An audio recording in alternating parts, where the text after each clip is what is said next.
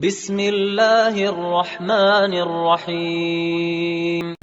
Insyaallah kita akan membahas tentang bagaimana kita supaya bisa sesegera mungkin melaksanakan ketentuan-ketentuan Allah Subhanahu wa taala. Karena taubat yang kita lakukan, penyesalan terhadap dosa-dosa yang kita lakukan, itu tidak akan ada gunanya kalau dalam diri kita juga tidak ada rasa yang besar, semangat yang kuat untuk menjalankan perintah-perintah Allah Subhanahu wa taala. Insan muda Borneo yang dirahmati oleh Allah, kita tahu bahwasanya Islam telah membawa peradaban, kemajuan bagi bangsa Arab pada saat mereka waktu itu terpuruk, pada saat mereka petanya saja tidak termuat dalam dunia waktu itu.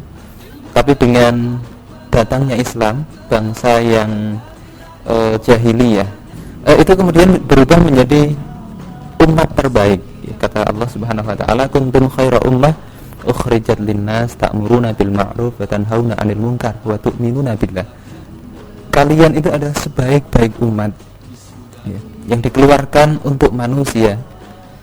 Karena kalian ta'muruna bil ma'ruf, telah memerintahkan kepada yang ma'ruf, wa tanhauna 'anil munkar, dan telah mencegah dari yang mungkar, wa tu'minuna billah, dan kalian beriman kepada Allah Subhanahu wa taala. Ayat ini jelas luar biasa tatkala kita menyatakan, membaca, sangat mengagumkan sekali. Dari bangsa yang sedemikian rupa, dengan ajaran dan fikrah Islam ini telah menjadi umat yang terbaik. Nah, akan tetapi kalau kita perhatikan pada saat ini, ternyata umat Islam justru kondisinya cukup memprihatinkan. Di mana-mana yang namanya Islam itu senantiasa dituduh biang keonaran. Kondisi ini bisa kita rubah sebetulnya, para insan muda Borneo yang berbahagia. Karena Allah sendiri telah menyatakan dalam surah Ar-Ra'd ayat 11, innallaha la yughayyiru ma biqaumin hatta yughayyiru ma bi anfusihim. Sungguhnya Allah tidak akan mengubah nasib, kondisi, keadaan suatu kaum sampai mereka mengubah sendiri kondisi dan keadaan mereka. Ini. Jadi harus ada upaya sungguh-sungguh di antara kita, di antara umat Islam, agar keadaan ini semakin membaik. Keadaan ini semakin membawa betul-betul kemuliaan bagi umat Islam itu sendiri. Nah, untuk ini ada dua hal yang harus dilakukan. Yang pertama adalah bagaimana kita bisa mengubah kesadaran kita, diri pribadi, kesadaran keluarga, juga umat Islam pada umumnya, untuk senantiasa terikat dengan aturan-aturan Islam. Karena kata Imam Malik, la tasluhu akhiru hadhil ummah illa bima saluha bihi awwaluha. Umat akhir zaman itu tidak akan kembali baik, kata Imam Malik, sampai mereka menggunakan konsep, ajaran, aturan, hukum yang telah menjadikan generasi awal mereka baik. Ini poin pertama. Jadi kemajuan tidak akan kita peroleh tanpa kita kembali melihat, menjadikan Islam, akidahnya dan syariahnya sebagai landasan dalam kehidupan kita. Kemajuan yang kita dambakan kalau kita justru menjadikan selain Islam, selain syariah sebagai tatanan kehidupan kita, tentu adalah kemajuan yang semu, kemajuan yang menipu, yang justru akan menjadikan umat ini semakin terpuruk dalam kehancuran. Walaupun mungkin secara material itu bisa didapatkan.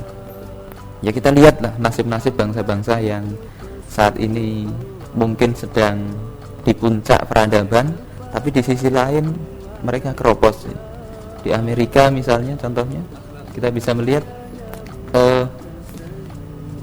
orang-orang yang tidak percaya Tuhan itu semakin banyak. Aborsi menjadi-jadi, narkoba luar biasa. Apakah seperti itu kemajuan yang kita harapkan? Tentunya tidak. Jadi yang pertama harus dibangun dalam diri kita adalah bahwasanya tidak mungkin umat ini akan kembali baik, akan kembali jaya tanpa terikat dengan syariah, dengan aturan Allah Subhanahu wa taala.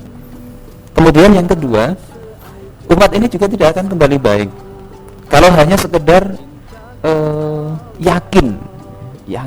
Kalau sekarang moderator mungkin tanya ke orang-orang, gimana dengan Islam, yakin nggak? Yakin. Iya, yakin, rata-rata seperti itu. Dengan Al-Quran gimana? Percaya, dan seterusnya.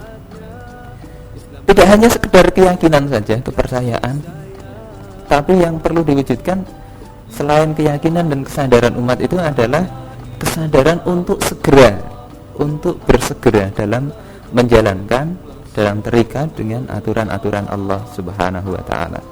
Ini mendesak sekali. Karena apa? Karena Rasulullah Sallallahu Alaihi Wasallam telah menyatakan di dalam sebuah hadis riwayat Imam Muslim, badiru bil a'mali fitanan kaqita'il laili al-muzlim. Bersegeralah kalian melakukan amal-amal yang soleh sebelum datangnya fitnah, kaqita'il lailil muzlim. Sebagaimana fitnah itu seperti potongan gelapnya malam, kata Rasulullah Sallallahu Alaihi Wasallam. Jadi kita diminta untuk bersegera sebelum ada fitnah, ujian, cobaan, dan berat sekali kehidupan ini seperti gelapnya malam. Yang namanya gelapnya malam itu kan, kalau tanpa sinar kita bisa melihat, kita mau makan nasi bisa termakan yang tidak seperti itu. Kita mau ke utara bisa jadi ke selatan, ya. Kita mau cari jalan yang lurus bisa jadi kita masuk jurang. Fitnah itu kata Rasulullah akan datang seperti itu. Oleh sebab itu bersegeralah saat ada kesempatan, saat ada waktu. Apalagi para insan muda Borneo yang masih muda-muda misalnya, ini kesempatan yang luar biasa, nggak boleh kita sia-siakan. Jangan sampai kita terlena, jangan sampai kita akhirnya terjatuh dalam jurang saat fitnah masa seperti ini datang. Yusbihu ar-rajulu mu'minan, kata Rasulullah. Pada pagi hari seseorang bisa jadi beriman, wa yamsi kafiran, pada sore harinya dia kafir. Wa yamsi mu'minan wa yusbihu kafiran, bisa jadi sorenya beriman, paginya dia sudah kafir.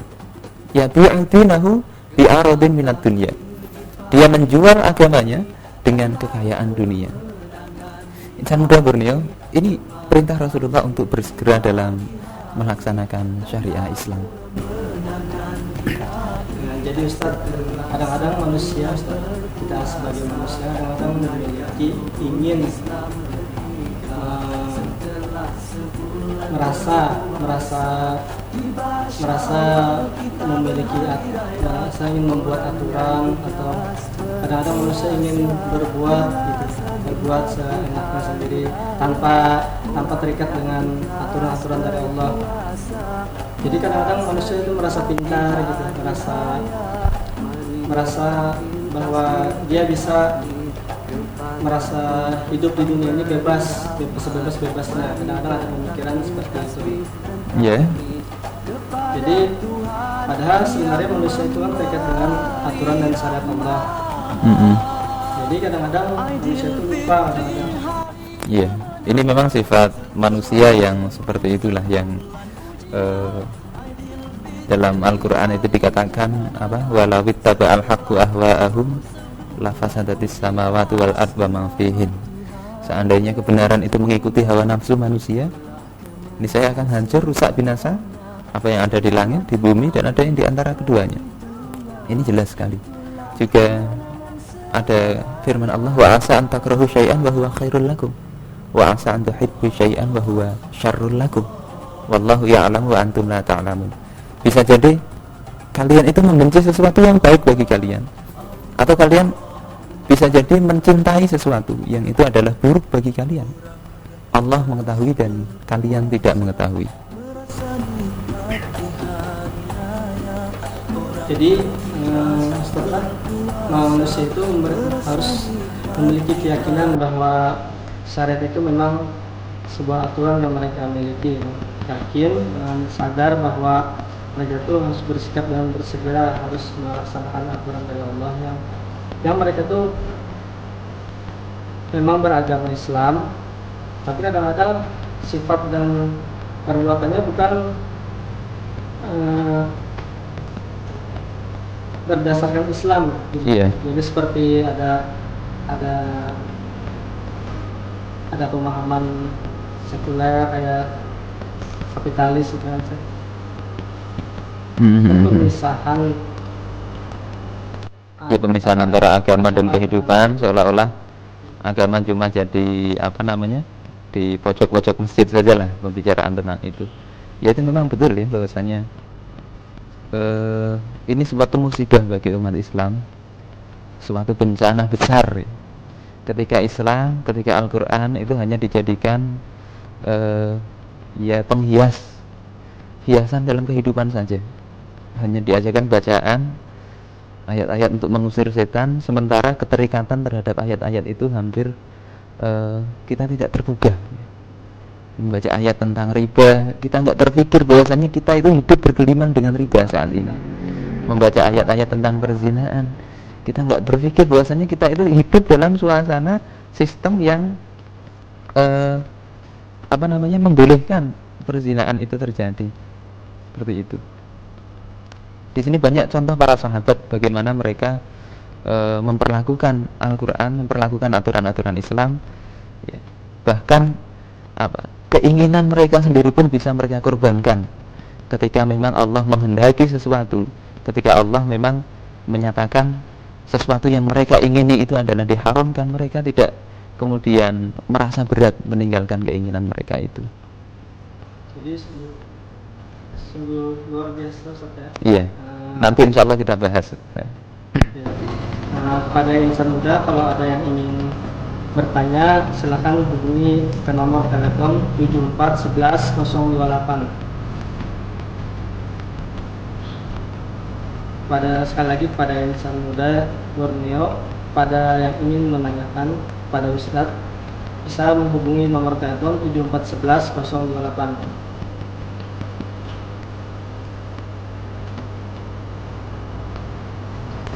Ustaz, dulu Islam pernah jaya Ustaz, sebelum pada masa Rasulullah berjuang menegakkan Islam kan, dari Madinah hijrah ke Mekah sampai beliau meninggal, diteruskan para sahabat. Itu Islam pernah, aturan Islam tetap jaya di Ustaz. Sampai diteruskan para sahabat tabi'in. Dan pada masa Khilafah Utsman ya, itu Islam pada tanggal 24 Maret, pada tanggal 3 Maret 1974 itu Islam, syariat Islam sudah mulai. Ya, sebetulnya bukan 3 Maret ya, sebelumnya itu pun sebetulnya Islam sudah sudah banyak tidak difahami, kemudian banyak perundang-undangan kufur, perundang-undangan barat waktu itu yang masuk ke dalam negeri-negeri Islam. Dan ini sebetulnya memang sebagai saya katakan sebagai musibah paling berat bagi umat Islam ya. Dengan hancurnya kekhilafan Islam, dengan ditinggalkannya aturan-aturan Islam dalam mengatur kehidupan mereka. Ya, kita lihat dalam kondisi saat inilah. Kalau pada masa Khalifah Umar bin Khattab, ada orang yang miskin, orang yang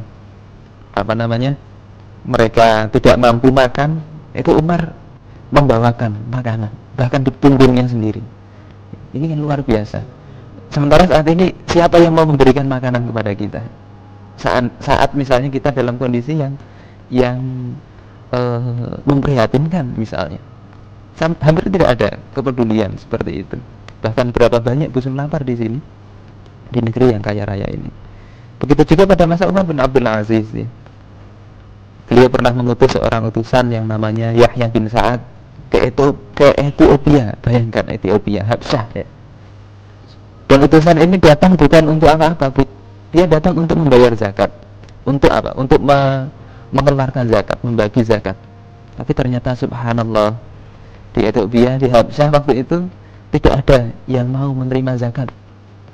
Yahya bin Sa'ad datang kepada Umar bin Abdul Aziz, kemudian mengatakan, ditanya oleh Umar bin Abdul Aziz, kenapa harta zakatnya tidak dibagi? Kenapa amanahnya tidak dilaksanakan? Kata Yahya bin Sa'ad, wahai Amirul Mukminin, wahai Umar bin Abdul Aziz, sungguh mereka mengatakan kami tidak pantas lagi menerima zakat. Karena Khalifah Umar bin Abdul Aziz dengan sistem yang diberlakukan telah membuat kami menjadi orang-orang kaya. Coba kita bayangkan dengan kondisi saat ini ke Ethiopia, jangankan zakat ya, mungkin yang membagi pun ikut-ikutan miskin di sana. Seperti itu. Jadi kuncinya memang pertama itu adalah ketakwaan ya. Individu-individu yang bertakwa. Makanya dalam ayat tadi dikatakan kuntum khaira ummah, kalian itu sebaik-baik umat. Ini ada telepon. Bentar. Ya, assalamualaikum. Kebetulan Dari siapa ini Pak? dari Pak. Oke, silakan. Ya, saya Pak. Tentang apa akhir zaman ya. Iya iya. Pertama Ustaz akhir zaman ya. Saya membaca ya di majalah Expos tuh, majalah politik Indonesia ya. Halo. Ya. Katanya di Indonesia ini kan 20 provinsi kan sarang judi lah. 14 provinsi paling besar lah Jawa, paling besar Sumatera. Iya. Kalau misalnya sehari 300 miliar untuk pengusaha-pengusahanya habis gaji-gajinya Indonesia bangkrut lah. Iya iya. Malahan kata si Anton Medan tuh katanya dilegalkan saja jadi saking susahnya diberantas kan. Di Jakarta aja kan 5 wilayah ya lah, Jakarta Selatan, Aceh, pokoknya segala permainan di hotel dan sebagainya tuan. Dan saya baca juga di edisi Bulletin tuh mas. Ya. Rakyat-rakyat yang semua kan. Iya. Malam tadi kan ada perbincangan wawancara tuh kan yang Baktiar FND pengamat politik gitu ya. Iya. Itu ada kan yang dari siapa politik Banteng Mega tuh kan katanya baik-baik terus.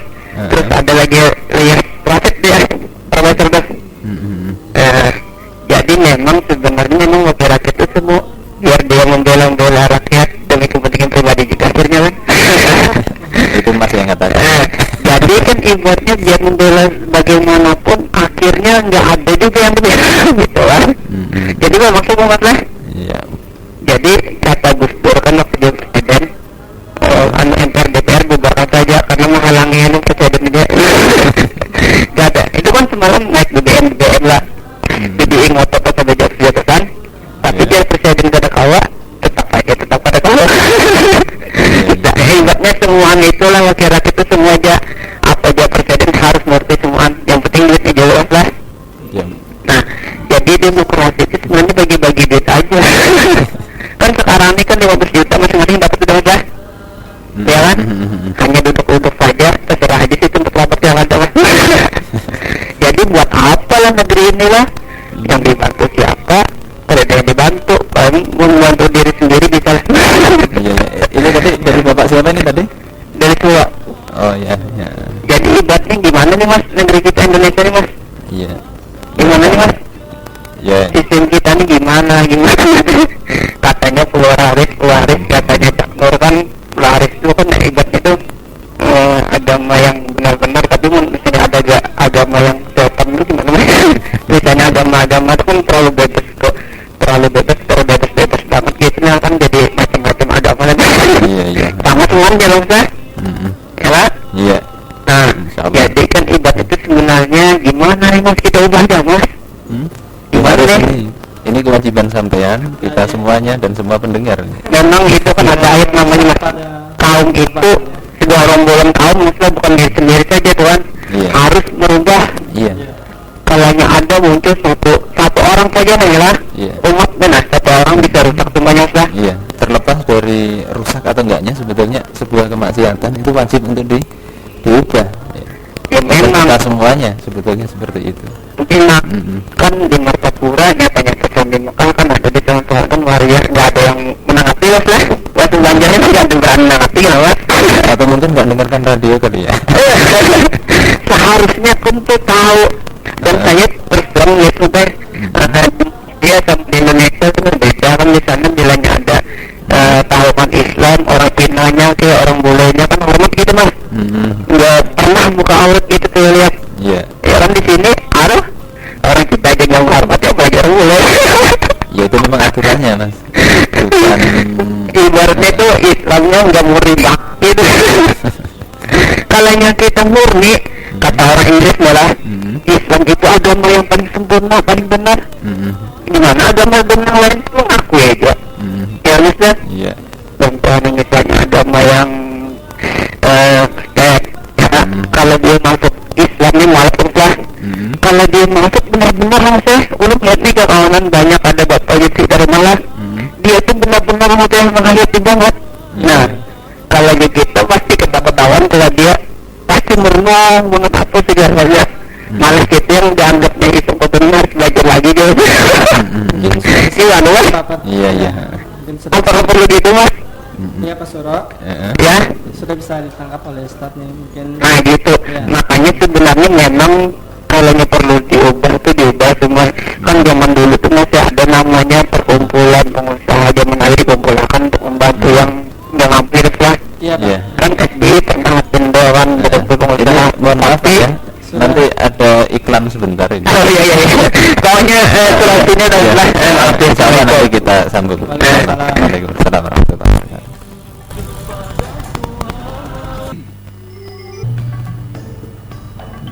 Alhamdulillah, terima kasih kepada Pak Suro yang telah memberikan semacam ya mungkin ungkapan hati beliau bahwa ketidaksenangan beliau terhadap sistem mungkin seperti kayak minuman keras yang mungkin ada yang tempat-tempat yang dilegalkan dan tempat-tempat maksiat yang lain. Terus Ustadz gimana tanggapannya Ustadz tentang apa yang diungkapkan hati oleh Pak Suro tadi Ustadz? Iya.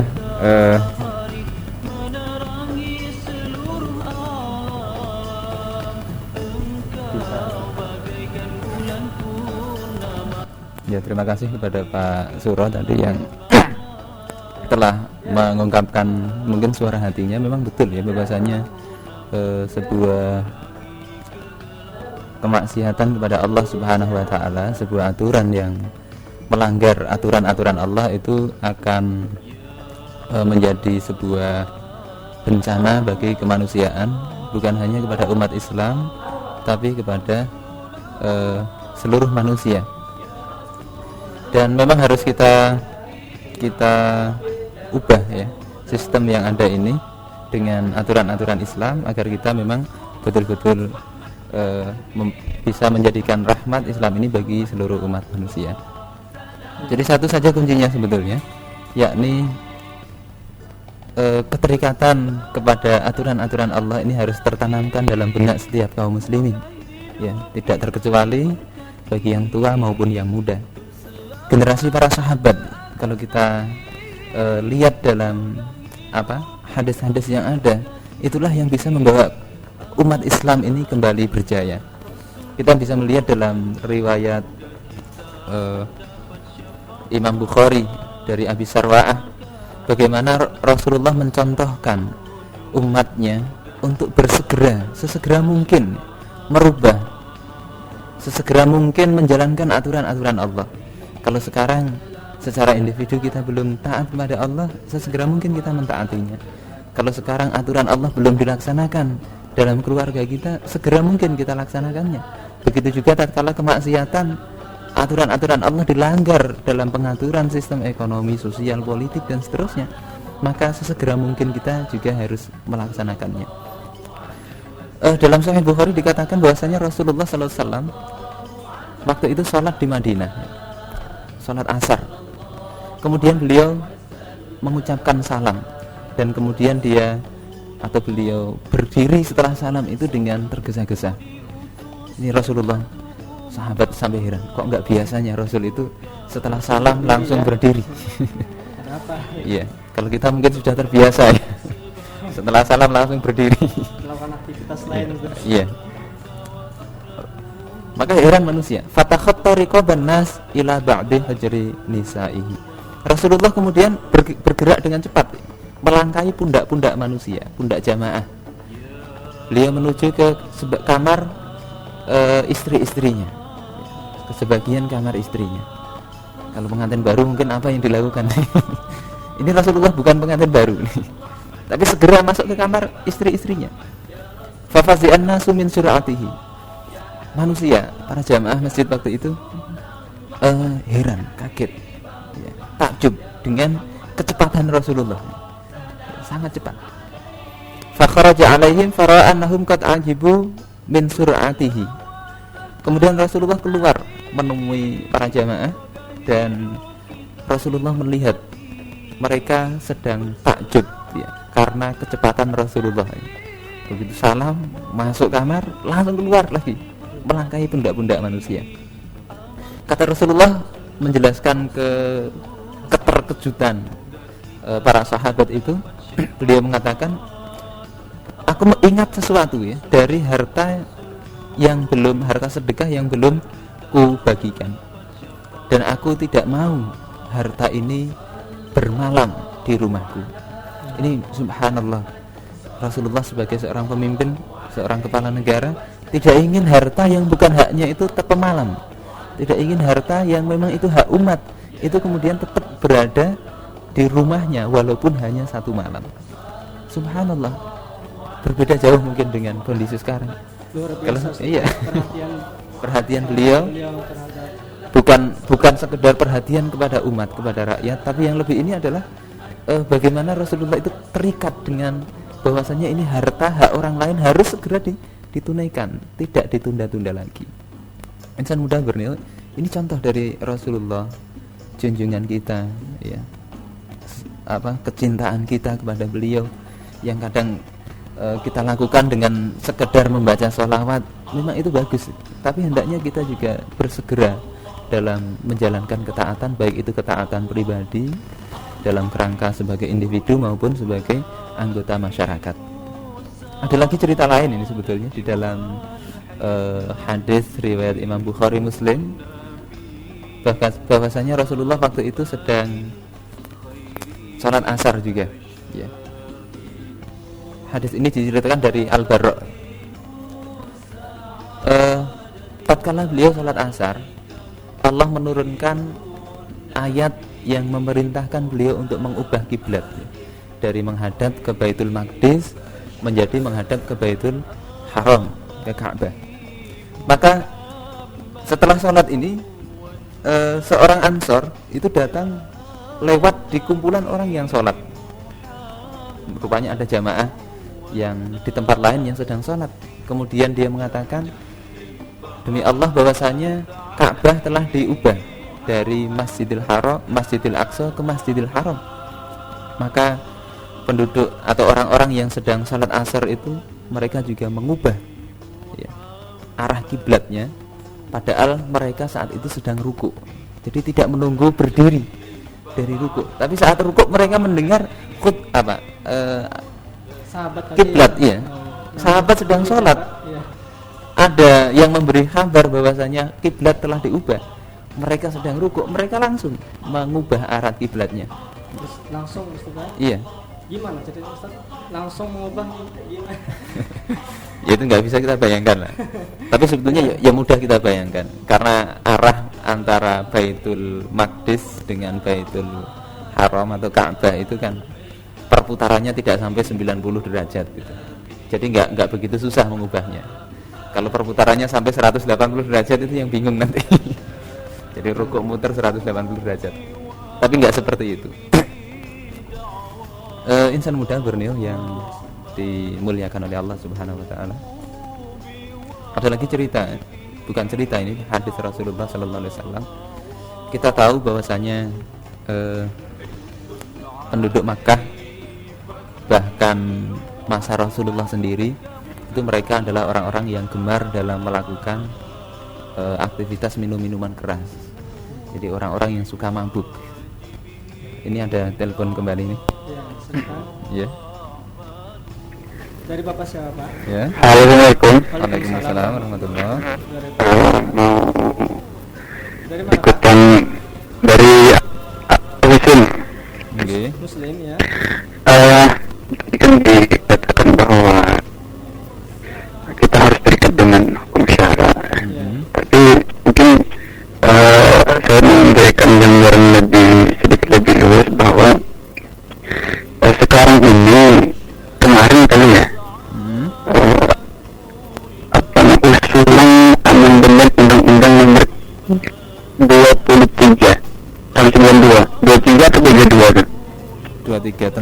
kesehatan itu, dua Pak. jaminan kesehatan itu akan diamandemen oleh DPR, dan itu sudah masuk ke DPR, artinya tinggal selangkah lagi itu akan diamandemen. Iya.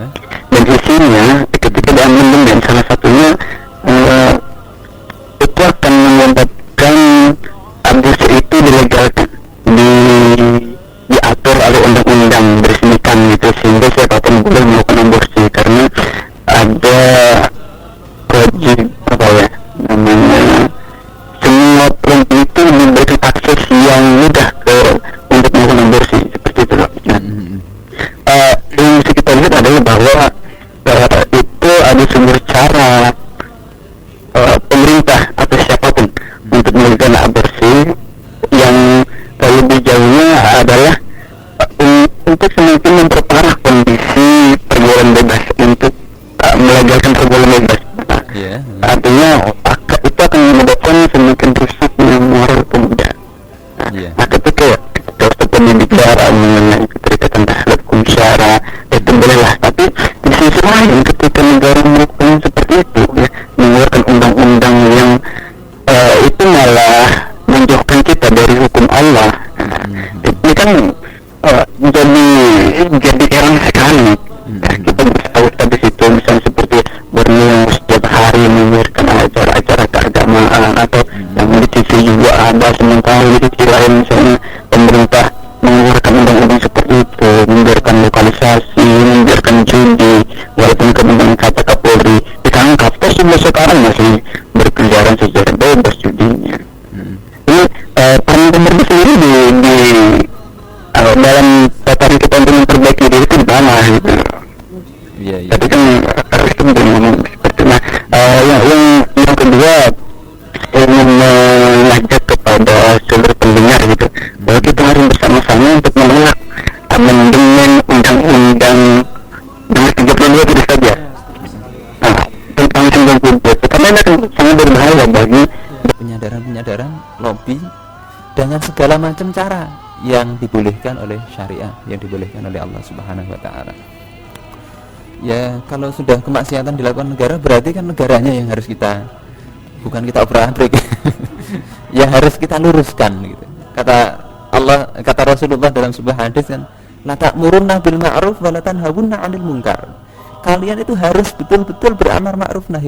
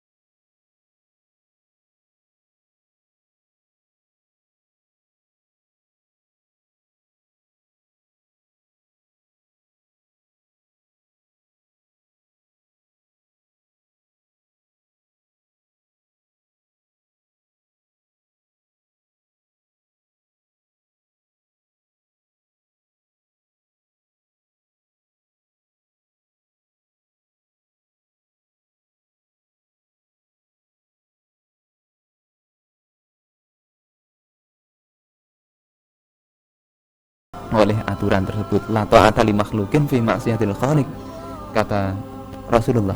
Tidak ada ketaatan kepada makhluk untuk bermaksiat kepada al-khaliq. Jadi harus ada seperti itu. Minimal itu adalah menolak dengan selemah-lemah iman itu adalah menolak dengan hati itu. Ini yang pertama seperti itu. Kata Rasulullah di dalam hadis yang lain itu kan, beliau mencontohkan perumpamaan orang-orang yang menjaga hukum Allah dengan yang melanggarnya itu adalah seperti seperti orang yang berlayar atau naik sebuah kapal, ya. Sebagian di atas, sebagian di bawah, ya. Kemudian yang di bawah itu tatkala ingin mengambil air, mereka naik ke atas, mengambil di atas. Kemudian mereka yang di bawah itu berpikir dengan baik, ya. Seandainya ku lubangi saja kapal bagianku. Ini pemikiran. Niscaya aku tidak akan mengganggu orang-orang yang di atas. Kalau kita lihat dalam hadis ini, motivasinya motivasi baik. Yakni tidak ingin mengganggu orang yang di atas. Orang lagi tidur misalnya, kita otong-otong bawa banyu. Belum lagi kalau banyunya tumpah dan seterusnya, itu kan mengganggu. Mikirnya, kalau saya lubangi sebagian saya, itu nggak akan mengganggu orang yang di atas. Kata Rasulullah kemudian, tatkala mereka membiarkan, niscaya mereka akan celaka semuanya, membiarkan perbuatan itu. Dan niscaya kalau mereka mencegah, niscaya mereka akan selamat dan selamatlah semuanya. Ini jelas ya perkataan Rasulullah dalam Sahih Muslim seperti itu. Begitu juga dengan Undang-Undang Nomor 23 tahun 92. Ini akan ada orang yang berupaya melebangi kapal Indonesia. Ya. Ya, kita bisa melihat di Amerika itu, yang saat ini tanpa undang-undang ini, yang aborsi saja dilarang, itu tingkat aborsi di Indonesia cukup tinggi, ya. Di Jakarta tahun 1984 itu 200 bayi tiap hari diaborsi, ya. Apalagi legal, ya, apalagi legal. Ini yang ilegal saja banyak seperti itu. Di Amerika juga demikian. Sebelum tahun 1973 dengan setelah tahun 1973 itu juga luar biasa peningkatannya. Ya karena legal sih. Kalau dilarang saja banyak, apalagi dibiarkan. Ini kalau tidak kita tahan, tidak kita upayakan, yang bisa kita upayakan mungkin dengan menulis di media, dengan meng-SMS SBY misalnya, dengan kalau kita punya kenalan anggota dewan, ya kita berikan penjelasan itulah, bahwasanya memang mungkin ya orang yang ingin mengamandemen ini mungkin maunya baik gitu, ingin memberikan akses kesehatan kepada siapa saja, itu kan baik niatnya ya. Tapi tidak paham bahwasanya memang melubangi kapal ini akibatnya luar biasa gitu loh. Liberalisasi ini memang akibatnya luar biasa. Ini harus kita munculkan di benak kita semuanya. Ya, apapun ketentuan Allah, kalau itu haram, itu jelas akan membawa kerusakan bagi kita. Itu harus kita yakini, dan tidak cukup keyakinan, kita juga harus menyatakan dengan perbuatan kita bahwasanya sesuatu yang diperintahkan Allah itu akan membawa kemaslahatan, dan kita harus sesegera mungkin meraih kemaslahatan itu. Jangan sampai kita menunda-nunda sehingga akhirnya kematian lebih dulu menjemput kita, sementara kewajiban belum kita laksanakan. Ini mungkin Insan Muda Borneo pada pertemuan kali ini, dan mudah-mudahan bermanfaat bagi kita semuanya.